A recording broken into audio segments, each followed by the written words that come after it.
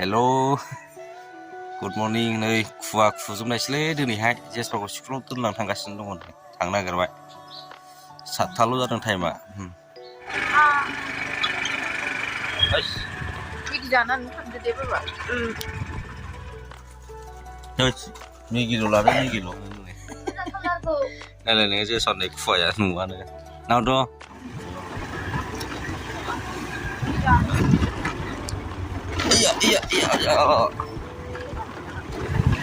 खुवाथारलै खुवाथारनै नोगोरनो माथो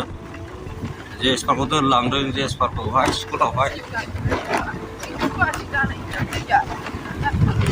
नुहुरखाया नै गोजाननिखौ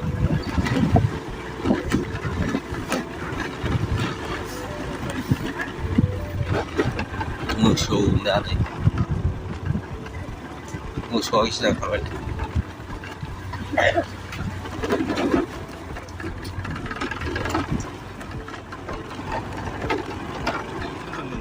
ओमफ्राय जोंनो थांखागोन होनना बुंबाय आङो नै बावनो जिरायना रायलायदोंमोन नै बेवहाय प्रेक्टिकेल माबा अनिल दैदेन ना मा नाममोनलाय सासेना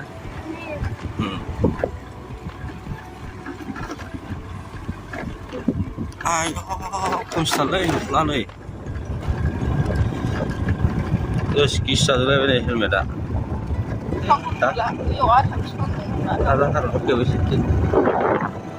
बारबाय दावसिनानै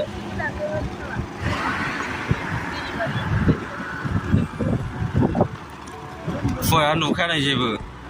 7:30 जायाखै दाबो फुंनि दिनै जा खुवा खुबायलै फाग्लासो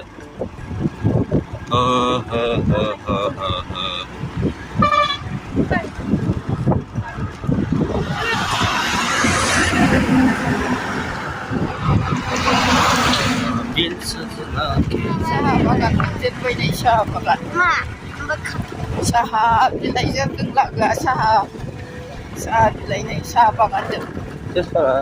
सिनाया दाना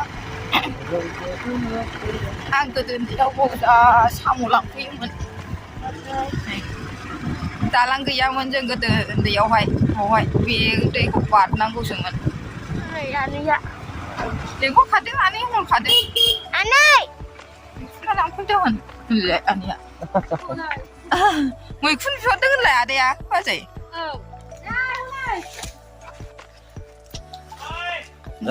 मैखुना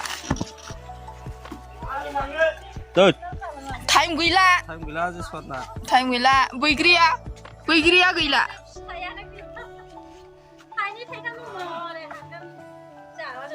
गैला होनदां जेसपारा मैखुनखौ होबायहाय आनैनो ना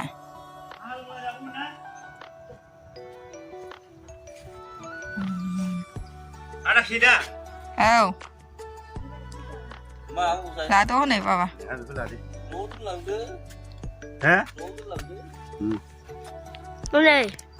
फैसा मोनबाय नै मैखुननि फैसा साहा लोंना जागौमोन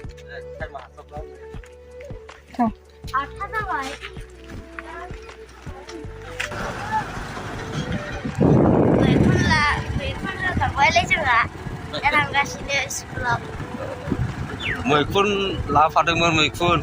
गुमैनो दंबावोसो आरोबाव बे दस्रा कास्टमारनो हैनांगौ बेखौ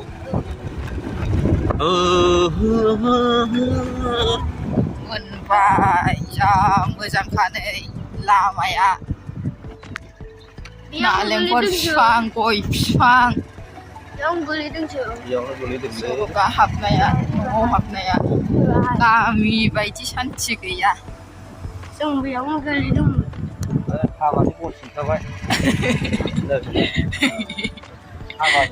माबा रुगुनि हाबा दंना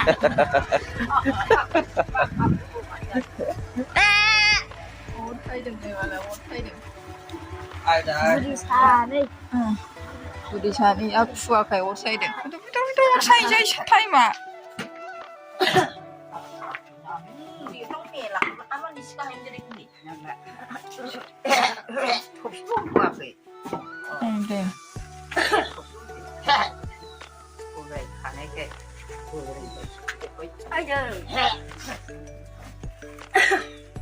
few minutes later.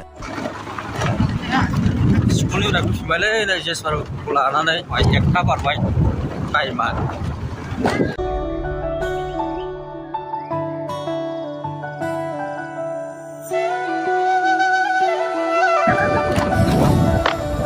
आइ हाबा दंलै 10 थारिखआव बेनो लाहार फाहार दा एसे खामानि मावला हैनोसैलाय हाबायाव Ada boleh jahit. हिनजाव गोदानखौ लाहैदो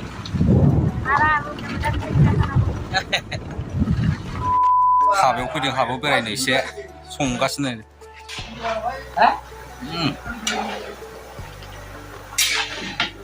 दाउ रं गैयालै औ हालदै होआखै ना दाउ सिथाबदों ना दा बा लाल साहा फुदुंग्रा बिसो नामा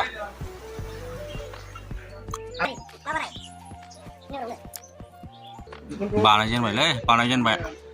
10 थारिखआव हाबा गेटआनो एव बानायसै जाग्रा लोंग्राया दिरि दंबावो औ मेला टाइम दंबावो दाबो रेडि जाबायलै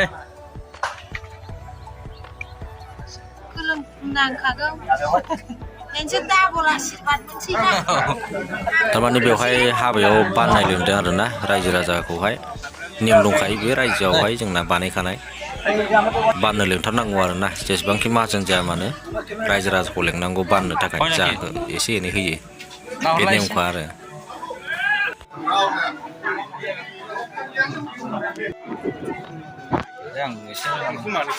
सोर बिनुसनोनो बेनोनो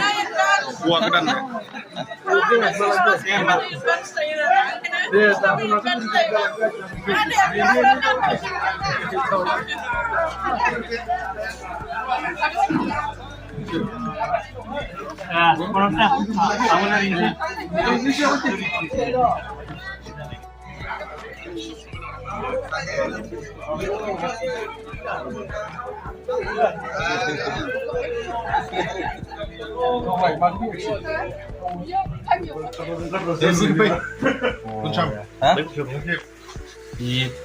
पनिरजों मैखुनजोंहाय मा संनो